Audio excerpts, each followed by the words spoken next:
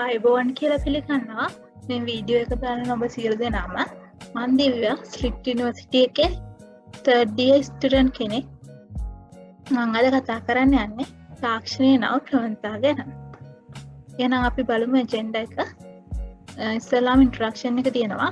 ඊට පස්සේ මේ දවස්වල ට්‍රෙන්ඩින්ම පවතින නව තාක්ෂණ ප්‍රවණතා තියෙනවා. ඒ වගේ ඊට පස්සේ ආටිෆිෂියල් ඉන්ටෙලිජන්ස් ගැන කතා කරනවා. අවසානයේට users of technology trends ගැන කතා කරනවා. එහෙනම් අපි ඉන්ට්‍රොඩක්ෂන් එකට යමු.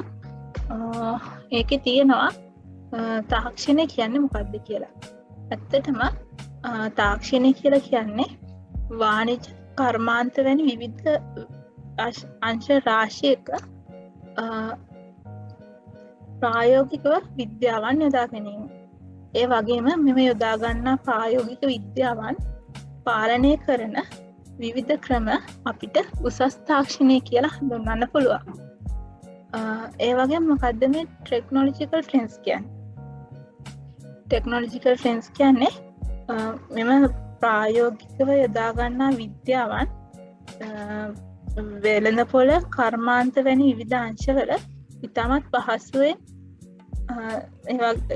පහසුවෙන් භාවිතා කළ හැකි, ඒ වගේම ඉතාමත් ජනප්‍රිය හා ඉතාමත් නවීන ප්‍රායෝගික විද්‍යාවන් නම් ඒවා ටෙක්නොලොජිකල් නව තාක්ෂණික ක්‍රම කියලා අපි හඳුන්වනවා.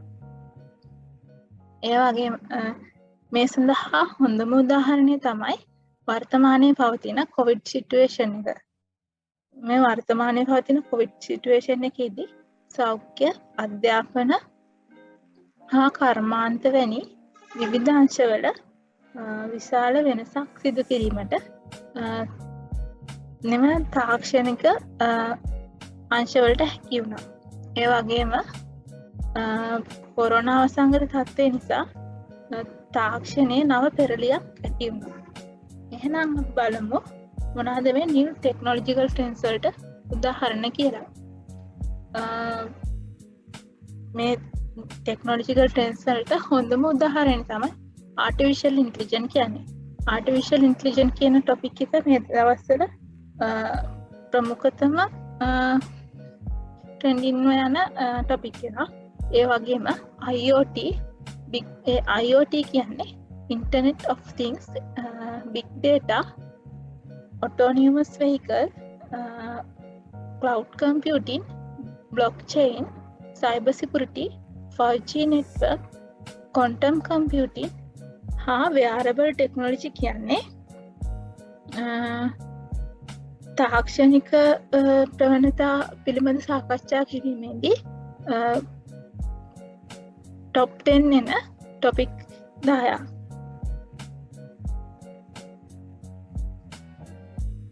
දැන් අපි බලමු මොකද්ද මේ AI කියන්නේ කියලා. AI කියන්නේ artificial intelligence. ආටිෆිෂියල් ඉන්ටෙලිජන්ස් කියන්නේ කෘත්‍රිම බුද්ධිය. මේ වෙනකොට විද්‍යාඥයන් හොයාගෙන තියෙන සාමාන්‍ය මිනිසුන්ගේ බුද්ධියට වඩා ආටිෆිෂියල් ඉන්ටෙලිජන්ස් වල 10 ගුණයක වේගයක් තියෙනවා කියලා. ඒ වගේම සරලව ආටිෆිෂියල් ඉන්ටෙලිජන්ස් කියන දේ අපිට කියන්න පුළුවන් කම්පියුටර් එකට බුද්ධිය ට්‍රාන්ස්ෆර් කිරීම ආටිෆිෂියල් ඉන්ටෙලිජන්ස් කියලා. ඒ වගේම තවත් විදිහකට කියනවා නම් අපි කිසියම් සිස්ටම් එකකට ඉන්පුට් එකක් දුන්නාම කිසිම අපේ ඉන්ස්ට්‍රක්ෂන් එකක්වත් ප්‍රෝග්‍රෑම් එකක්වත් නොමැතිව එම සිස්ටම් එක විසින්ම සකසා ගන්න ලොජික් එකකින් ක්‍රියාත්මක වෙලා අපිට අවුට්පුට් එකක් දෙනවා නම් ඒක අපිට ආටිෆිෂියල් ඉන්ටෙලිජන්ස් කියලා කියන්න පුළුවන්. ඒ වගේම ආටිෆිෂියල් ඉන්ටෙලිජන්ස් ගැන කතා කරද්දී ඒත් එක්කම එන ටොපික් දෙකක් තමයි මැෂින් ලර්නින් සහ ඩීප් ලර්නින් කියලා කියන්නේ. මැෂින් ලර්නින් කියන්නේ කිසිම ප්‍රෝග්‍රෑම් එකක් නොමැතිව ඉගෙනීමේ හැකියාවක් තියෙන ඇල්ගොරිතම් එකක්. ඒ වගේම මැෂින් ලර්නින් කියන්නේ කොහොමත් ආටිෆිෂියල් ඉන්ටෙලිජන්ස් වල සබ්සෙට් එකක්. කියන්නේ උපකුලකයක්. ඒ වගේම ඩීප් ලර්නින් කියන්නේ මැෂින් ලර්නින් වල උපකුලකයක් වෙන අතර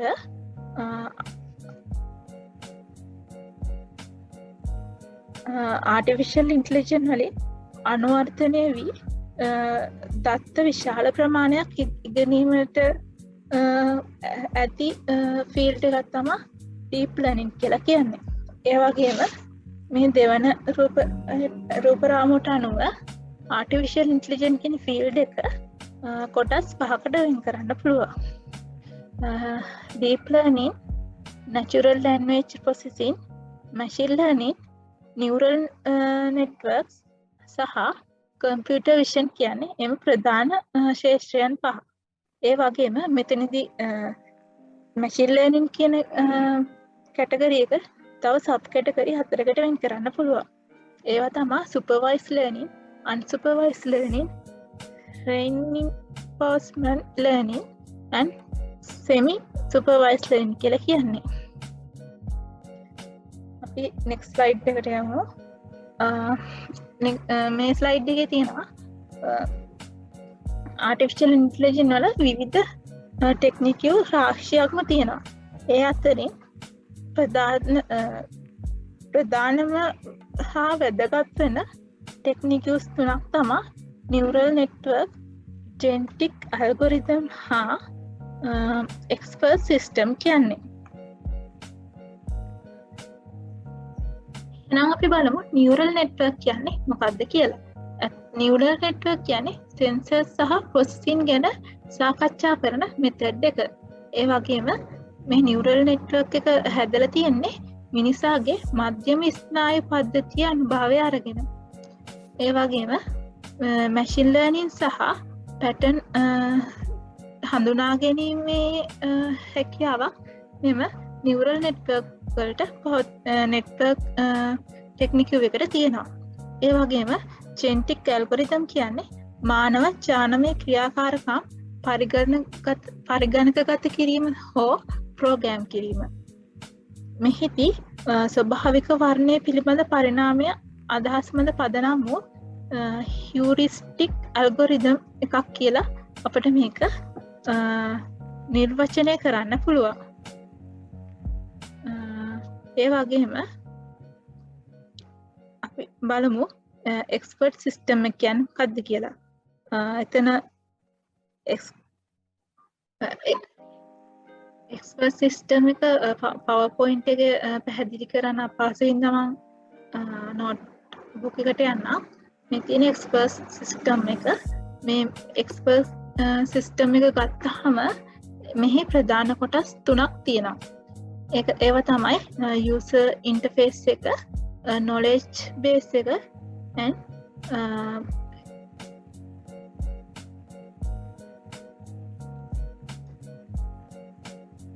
inference engine එක කියලා කියන්නේ. මෙහිදී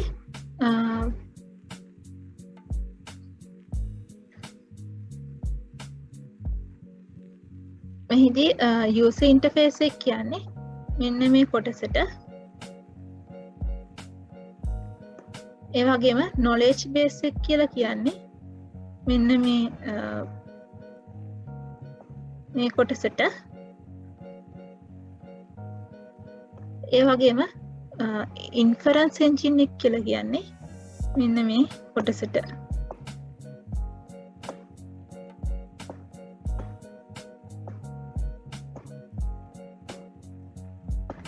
ඒ වගේම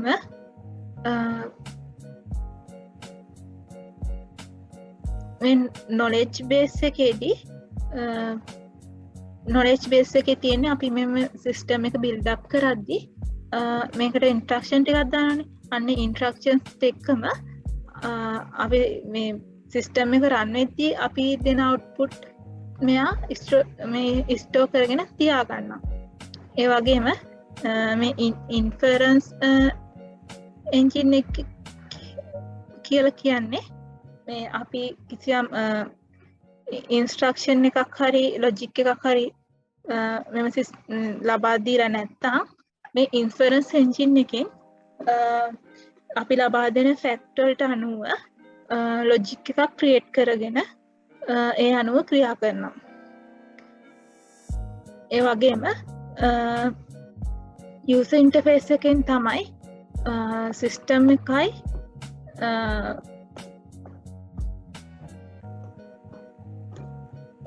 customer අතරයි customer හරි user හරි අතරයි interaction එක වෙන්නේ ගනුදෙනු කරන්නේ මේ user interface එකේදී.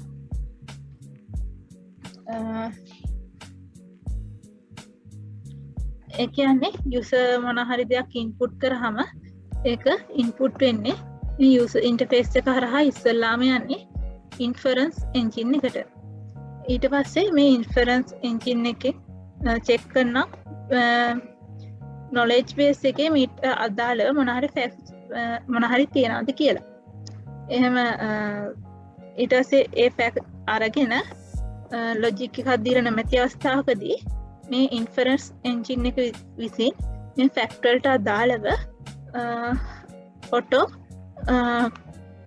logic එකක් create කරගන්නවා.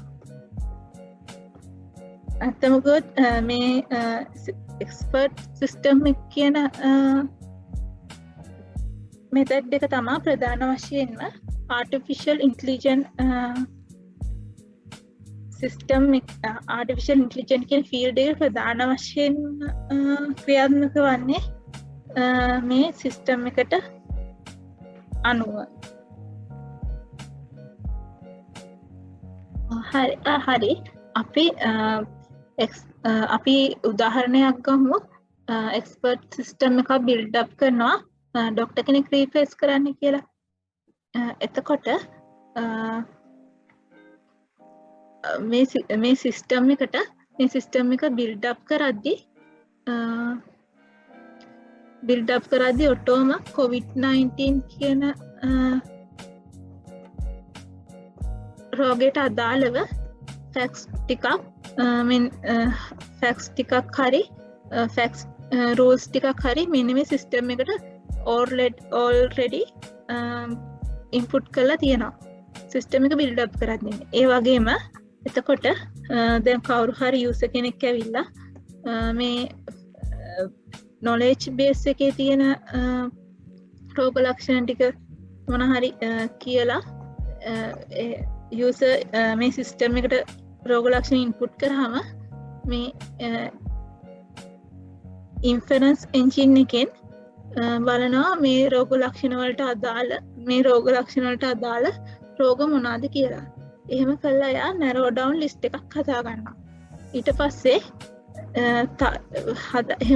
මේ ලිස්ට් එකක් හදාගෙන ආයෙමත් මේ user ගෙන් තවත් මොන හරි ප්‍රශ්න වගේක් අහනවා. අහලා එයා හරියටම හොයා ගන්නවා මේ user ට තියෙන COVID-19 කියලා. ඊට පස්සේ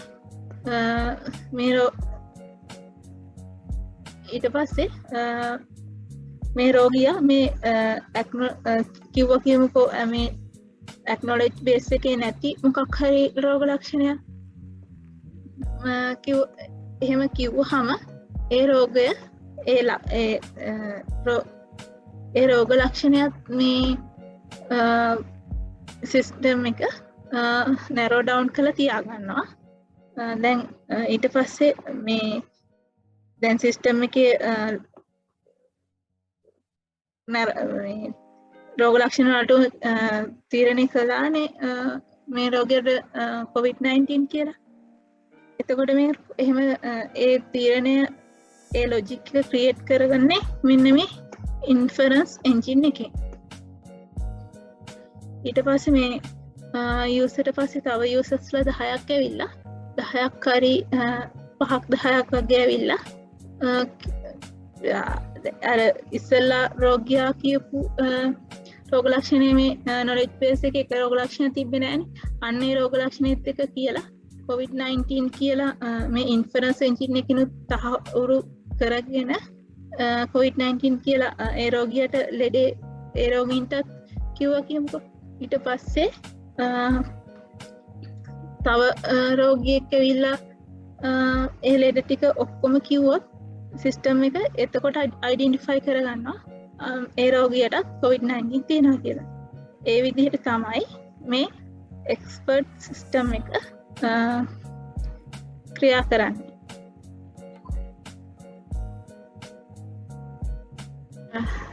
මම ඉස්සෙල්ලා පැහැදිලි කරා වගේ එක්ස්පර්ට් සිස්ටම් එකකට අර අපි බිල්ඩ් අප් කරද්දී ඇතුළත් කරන තත්ත්ව ප්‍රමාණයන්ට අමතරව එම සිස්ටම් එක විසින්ම එකතු කරගන්න ස්ටෝ කරගන්න දත්තයන් ප්‍රමාණය වැඩි වෙනවත් සමගම එක්ස්පර්ට් සිස්ටම් එක එක්ස්පර්ට් වෙනවා වැඩි. ඒක නිසා අපි දැන් අප බලමු මොනාද ආටිෆිෂල් ඉන්ටෙලිජන්ස් වල වාසි සහ අවාසි මොනාද කියලා. ආටිෆිෂල් ඉන්ටෙලිජන්ස් වල වාසි ගත්තාම මිනිස් හැසිරීම අනුකරණය කරන්න පුළුවන්. ඒ වගේම වේගයෙන් ප්‍රතිචාර දක්වන්න පුළුවන්.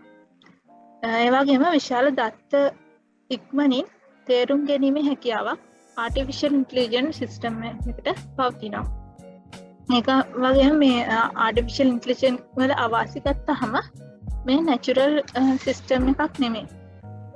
ඒ වගේම මේ විවිධ කරුණු මිශ්‍ර වෙලා තියෙන හින්දා වැරදීම යම් කිසි දෙයක් වැරදීමේ සම්භාවිතාවය වැඩි. ඒ වගේම මේ සිස්ටම් එක ඩෙවලොප් කරන්න විශාල කෝස්ට් එකක් යනවා. ඒ වගේම නීතිමය හා සදාචාරාත්මක දේවල් මේ සිස්ටම් එකේ අන්තර්ගත වෙනවා. ඒක හින්දා මේ සිස්ටම් එකේ අවාසි සහ වාසි ඊළඟට අපි බලමු software එකක් හා artificial intelligence software එකක් අතර ඇති වෙනස මොකක්ද කියලා. software එකක් කියන්නේ අපි මොකක් හරි ලබා දුන්න logic එකක් හරි program එකක් හරි එක්ක algorithm එකක් හරි අනුව ක්‍රියාත්මක වන දෙයක්. ඒ වගේම artificial intelligence software එකක් කියන්නේ අපි කිසිම instruction එකක්වත් program එකක්වත් ලබා නොදී අපගේ ගැටලුව පමණක් ලබා දී මෙන් ක්‍රියාත්මක ලබා දී අපිට පිළිතුරක් ගන්න පුළුවන් දෙයක්.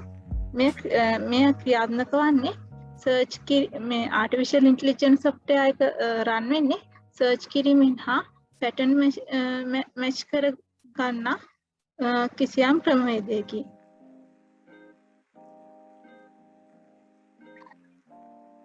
අපි ඊළඟට බලමු software agent කෙනෙක් කියන්නේ මොකක්ද කියලා. software agent කියන්නේ සරලවම කිව්වොත් අපි ප්‍රෝග්‍රෑම් කරපු සරල කම්පියුටර් ප්‍රෝග්‍රෑම් එකක්. මේ software agents ලා වර්ග තුනකට වෙන් කරන්න පුළුවන්. retail agent, reflex agent සහ learning agent කියලා. ඒ වගේම මේකේ ලක්ෂණ තියෙනවා autonomous, proactiveness, reactivity, sociability, intelligent, learning and creative වගේ ලක්ෂණ මේ software agent කෙනෙකුට තියෙනවා.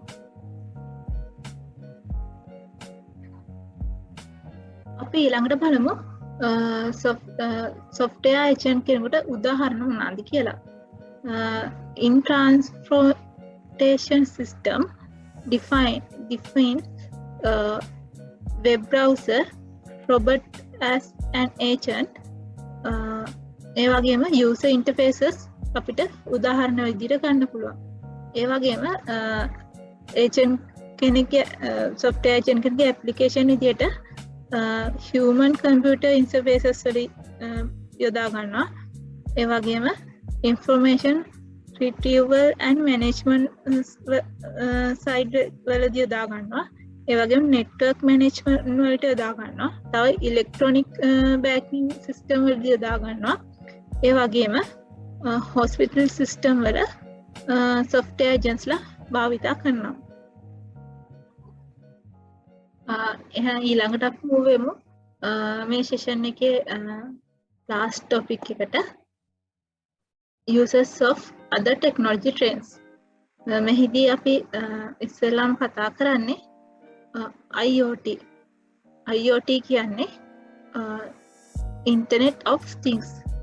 ඒ කියන්නේ ජාල සම්බන්ධිත උපාංග සමග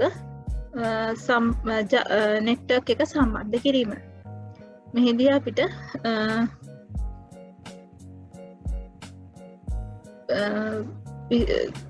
IoT වල කැරක්ටරිස් 8කට කතා කරන්න පුළුවන්. මේ රූප සටහනින් අපිට පැහැදිලි කරගන්න පුළුවන්.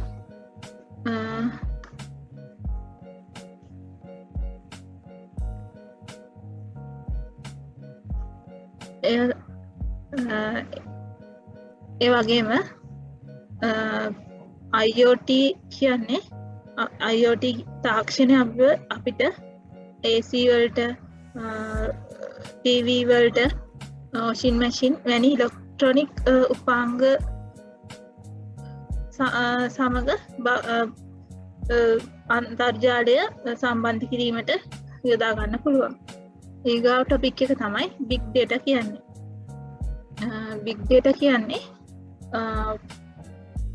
විශ්ලේෂණය කිරීමට නොහැකි තරම් ඇති විශාල දත්ත ප්‍රමාණයන් තමයි අපි big data කියලා හඳුන්වන්නේ. ඒ big data වලට උදාහරණ ලෙස media, images, database, location, sensors, social network වැනි දේ අපිට ගන්න පුළුවන්. ඒ වගේම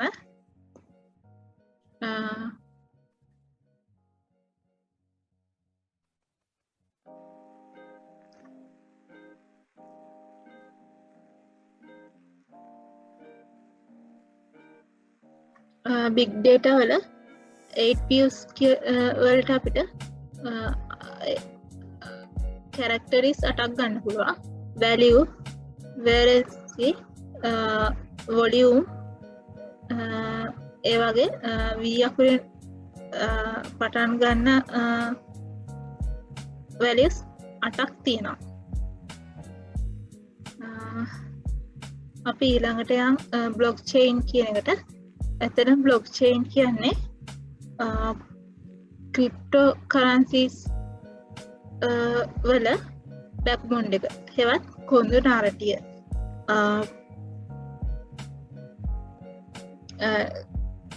cryptocurrency කියන්නේ digital හෝ virtual currencies.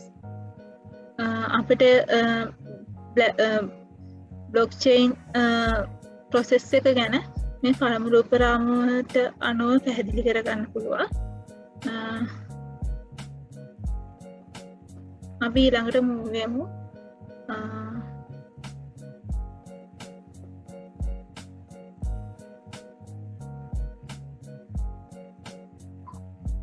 cloud and edge computing වලට.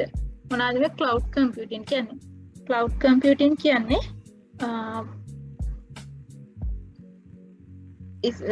ඉතා කුඩා කම්පැනි හරි මිනිසුන්ට හරි ඩේටා සෙන්ටර් රෙන්ට් එකට ලබා දීම.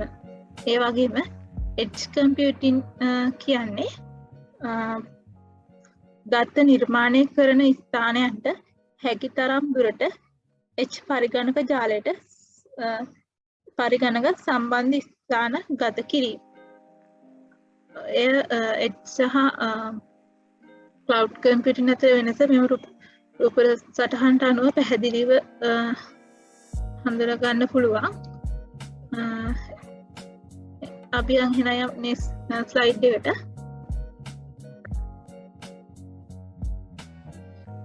cyber security ගැන. cyber security කියන්නේ අපි data protect කරගන්න use කරන techniques හරි practices හරි.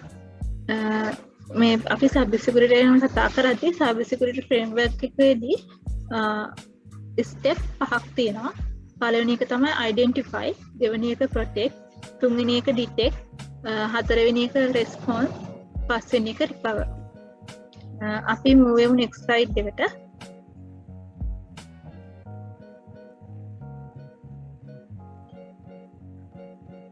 මේ slide අන්තිම slide එකේ තියෙන wearable technology ගැන. wearable technology කියන්නේ අපි භාවිතා කරන අපි පළඳින උපකරණ වලට network එක සම්බන්ධ කිරීම. උදාහරණ ලෙස smart glass, smart watch, smart shirt, bluetooth key tracker, smart shoes වැනි බොහෝ උදාහරණ ගන්න පුළුවන්.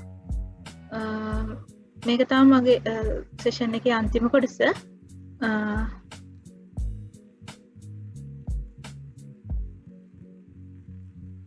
මේක තමයි මගේ සෙෂන් එකේ අන්තිම කොටස. මම හිතනවා මේ සෙෂන් එකෙන් ඔයාලගේ දැනුමට කිසියම් දැනුමක් එකතු කරගන්න ඇති කියලා. මගේ වීඩියෝ එක බැලුවට ස්තුතියි.